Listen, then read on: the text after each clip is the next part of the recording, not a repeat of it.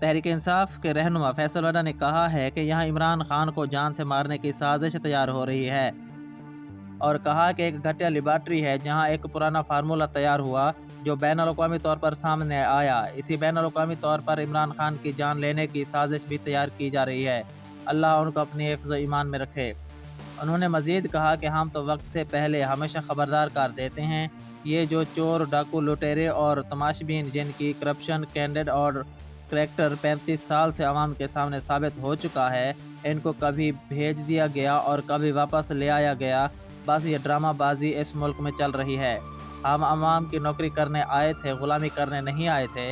فیصل وڈا نے کہا کہ میں پنجاب حکومت سمیت پاکستان کی تمام حکومتوں کو یہ چیلنج کرتا ہوں کہ یہ عمران خان کو گرفتار کر کے دکھائیں۔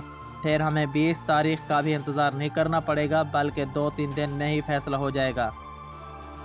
رہنما تحریک انصاف نے کہا کہ ہم کریک ڈاؤن سے ڈرنے والے نہیں ہیں، ہم سب یہی موجود ہیں، ہمارے لیے عوام فیصلہ کر چکی ہے۔ ہم ان گیدڑ بھبکیوں سے ڈرنے والے نہیں ہیں، اور نہ ہی ہم نواز شریف کی طرح بھگوڑے ہیں، نہ مفرور ہیں اور نہ ہی اشتہاری ہیں، اور نہ ہی ہم معاہدہ کر کے سعودی عرب گئے تھے۔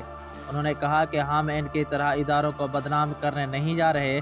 ہم نے دیکھا کہ یہاں نواز شریف اور مریم نواز نے نام لے کر اداروں کو بدنام کیا اور کھل کر گالیاں دی، وہ تو سب جائز ہے، مگر جب ہم اپنے حق اور ملک کی بقا کے لیے بات کریں تو یہ آئین شکنی اور آرٹیکل 6 کی خلاف ورزی ہے۔